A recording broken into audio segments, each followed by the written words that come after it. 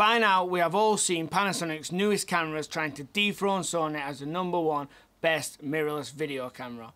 But by doing so, have Panasonic accidentally beaten their own cameras?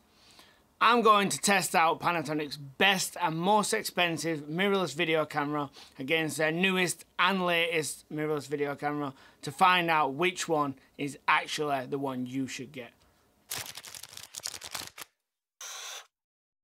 By now, regular viewers of this channel will know that this year I got my first Panasonic Lumix camera.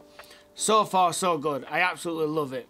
My thought process behind the purchase was I was going to use it alongside some of my Blackmagic cinema cameras as a run and gun camera that I use for fast paced stuff, and to be honest it's beat my expectations, and I've even used it on some more controlled settings and got amazing results. So recently a client contacted me asking me to do a run and gun style shoot, what was perfect for the Lumix S5 Mark II. The problem was they wanted 2 cameras to be on the set to capture stuff that was happening on the fly, and I thought perfect, let me just hire in another Lumix.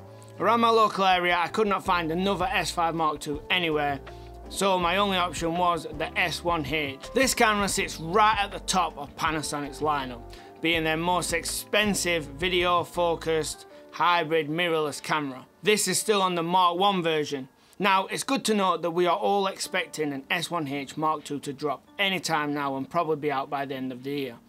But that's all rumours and no one knows anything for definite. Panasonic could not have these in the plans just yet. So for now we're stuck with the S1H Mark I but the S5 Mark II. I found myself having both cameras for a few days with some spare time and also capturing a lot of footage throughout the client job, and I thought what better time than to test these 2 cameras against each other under some controlled environments and also out there in the real world. This is not going to be any crazy in-depth style test, but I'm going to keep it as fair as possible. Anyone who's watched the channel before knows that the tests I normally run are a sharpness test on a lens chart, colour tests on my X-Right colour charts, we can compare, see if there's any differences there, dynamic range tests where I will just sit in front of a window and film myself with no lights and see who can see into the shadows the most. I will also do some outdoor tests, letting sunlight hit me and just seeing how it deals with that. For these cameras I'm going to add on a stabilization test, as Lumix are the best in the business. And then some low light stuff, me under street lights, and maybe just some absolute no light scenario, just showing what the super high ISOs look like in these cameras, digital noise and organic noise and all that stuff. To keep this as fair as possible, both cameras are going to have the Sigma Art 24-70 L mount 2.8, and I will use the same ND filter that is always my sirens. I will use my go-to ND system that is the Nisse True Color ND, and I will white balance after NDs are added to the same white card, and any outdoor shots I'm just going to shoot at 5600 on both cameras, because that's kind of how you work in the real world. Not all scenarios are going to be white balanced to a white card. For low light stuff I will do the exact same. I will match up both cameras to the same Kelvin temperature inside the menus. I'm also going to be filming the sharpness tests in 6K and 5.9K, what are the highest resolutions in these cameras. And I'll probably do the colour stuff in 4K 422 as you get more colour information, so I feel like that's more relevant to the colour test. At the very end of this video I'm going to give you some thoughts on what I experience using these cameras side by side, how the S1H differs in usability in its body, and I'll also give my thoughts and conclusion on what I got and which one I would buy if I was presented with the option for both these cameras today. With all the details out of the way, let's not waste any more time and get into some tests. Test number 1 is going to be sharpness. I did frame these up the same, but they seem to have come out with a slightly different crop. I'm not sure whether that's something down to the 5.9K and the 6K, as when I've checked resolutions on both files they're slightly different. But they look really similar when zoomed out, so let's punch into 200%. For me, again, these are quite similar. I said the S5 looks slightly noisier in this scenario. If you can see on the blacks, as we punch into 400% here, you can see that there's just some noise going off on the S5 that's just not there on the S1. Strange. There's a little more sharpness, I would say, on the S5 here, looking at 800%. These are really similar images.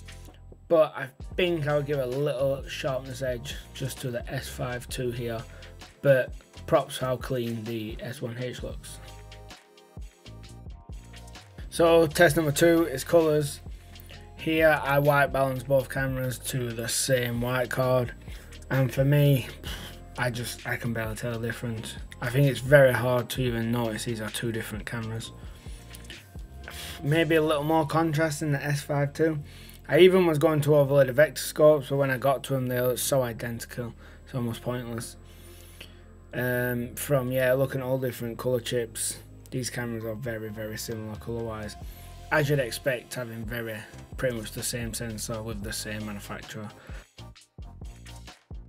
Test number 3 is going to be dynamic range. For this, I just stand in front of a window, expose both cameras to zebras on the sky, and then pull just underneath so the zebras disappear.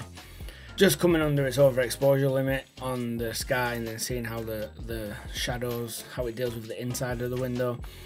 These are both shot in Vlog. I'm running through DaVinci Resolve's colour space transform, but yet it seems to be putting more contrast in the S5 II. I'm not sure what this is. I think it must just be something to do with a slight tweak to the Vlog profile in the cameras. I'm not 100% sure, but there definitely seems to be more contrast in the left image here. But dynamic range wise, I think they're identical. Most dynamic range comes from the sensor and the log profile. I struggle to see any more detail in one than the other. And again, I feel like 99% of people would not even be able to tell these are different cameras, especially once they've had a slight colour grade to match up as well. On to the next test, daylight. For this, I just went and stood outside of our office. See, now we're getting some interesting results because we did not white balance to a white card here. We just put both cameras to 5600 in the actual white balance settings. And I think the colours have now separated slightly. There's more saturation in the S5 II, especially in my skin. We've got more ambers and greens. I'm not sure how this is translating on YouTube, but here on my 10-bit colour graded monitor, you can definitely see greener grass and definitely more colour inside my skin. And the contrast thing is evident more as well. My face just looks slightly more three-dimensional on the left image to the S1H on the right. On to stabilization. For this test, I did 2 separate tests. The first one was just me, handheld, trying to be as steady as I could. Both cameras were set into max stabilization, the E stabilization mode, was the in-body and the electronic. And this one is just me walking with a friend of mine, Ben, following me, just walking normal. I told him not to try any extra steady walks or anything like that. And for me, I mean, you guys let me know in the comments, but for me, I think this is really close. I didn't see any difference when using the cameras. They both seem the same. Although, it's meant to be better on the new S5 Mark II. Out in the real world, it seems very similar. On to the last test, which is low light. For this one, I was outside my hotel, and I didn't really have much time to set anything up, so I just found somewhere that was really dark, and I think I was like maxed out. Is it 15,200 ISO or something like that on both cameras, just making the shot exposed as bright as it could. And this is an absolute clear win for the S5 Mark II. As you can see here, now I've clocked in 400%. Excuse the pun, this is a night and day difference. It's just worlds apart. So props to Lumix on actually bringing some genuine improvements. Usability and functionality. What differences did I notice shooting these cameras side by side for 2 whole days? I would say it goes without saying that the S1H has a bigger body, but coming from someone who's shot cinema cameras for the last 10 years, I quite like it. I actually prefer the chunkiness of the camera. It just feels something more substantial to hold on to, and you're not going to drop it, it's not going to slip. But there are scenarios where smaller is better, and it does take its toll as you're carrying it around, but I feel that S1H is not big enough to make it a hindrance like something like my Ursa or even a Blackmagic Pocket is. Another win for the S1H, what not many people talk around, is the light up keys and buttons. These things are so underrated. They remind me of when I used to shoot on Canon cinema lineup of cameras. It's so underrated, it feels just such a premium thing. This is something that my much more expensive Ursa Mini G2 does not even do. I could be wrong here, but this is surely one of the only mirrorless cameras that has light up buttons for when you're working in low light environments, what is just excellent. Wins for the S5 Mark II, other than just being smaller and having a smaller, lighter weight form factor, or the camera's faster. There's not much in it, but I just feel as you're flicking through the menus, it's much snappier. As you hit the buttons, it just happens quicker to your eye. It's not a massive deal breaker, but it is something you notice when I had the cameras side by side. I guess if you only had one of these cameras, it may be something that you don't even notice. Obviously, the big deal when it comes to the S5 Mark II, and the shout out feature from Lumix here is autofocus. And yes, this does make a massive difference. For me, this is a massive deal, and I didn't think I would ever sit here saying that, as I kind of rebelled against autofocus for probably the last 2 or 3 years. Thinking myself somewhat of an elite shooter on my cinema glass, but I don't know. When you actually get the autofocus on these newer video cameras and it works, makes your life so much easier, and it makes your footage better, you can't really argue with the difference it's making. And I honestly now at this point want it in every camera, from an Alexa to a Venice. I'd be happy to have autofocus there as an option, and it's just another tool for us as filmmakers. The S1H runs off bigger batteries. Let me grab one sec. So this is an S1H battery, and this is an S5 Mark II battery. As you can see, the S1H has the larger battery, what naturally means it runs a little longer. But to be honest, throughout the 2 days of shooting, I didn't really feel like it was a benefit. I think I swapped like 1 less battery per day. It's just not something you should really consider when buying a camera, unless it's like the difference between a Blackmagic Pocket and a Lumix camera, where one runs for 20 minutes and one runs for 2 to 3 hours. But in this case, when you get an extra 10-15 minutes, it's not really a big deal. I just totally ignore that off your buying decision, to be fair. There is also lots and lots of other in-menu settings and codecs and the ways these cameras work different that I could be here all day talking around, but this video would just be way too long. But as a rule of thumb, these cameras work 99% the same. The menus look the same. The menu order is listed the same. The buttons are roughly in the same place, although the S1H has more custom buttons, but it still has them roughly in the same areas. And if you're familiar with one, the other one will feel just at home and you'll be able to use it right away as soon as you get it. Here I am back at my home setup. I wanted to wait until I'd done the edit, seen the footage, the test shots side by side, before I made my conclusion on what I think.